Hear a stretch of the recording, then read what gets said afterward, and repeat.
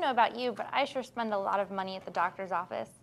I'm Kristen Brand, and I'm going to show you a few things you can deduct as a medical expense on your tax return.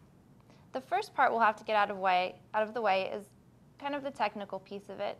You'll need to look at the first page of your 1040 and figure out what your AGI, or adjusted gross income, is.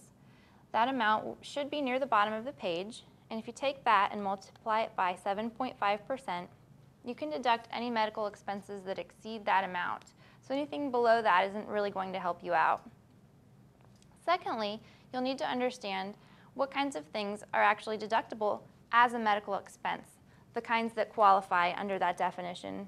Typically, things that are cosmetic or anything that you may want to do that's elective are probably not going to qualify.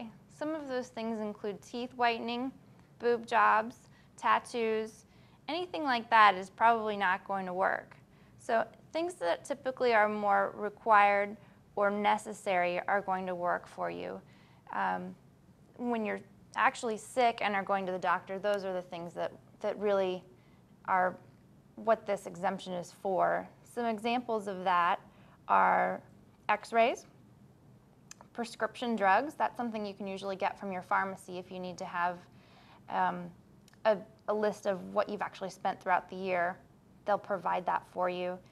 Some things you might not think of include wigs to alleviate mental discomfort if you have in fact lost your hair.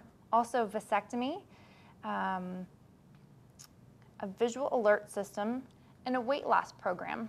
So those are some things that are probably less thought of. Those are kind of medical expenses that you can deduct on your taxes. I'm Kristen Brand, and those are some tips on what kinds of things you can keep track of throughout the year.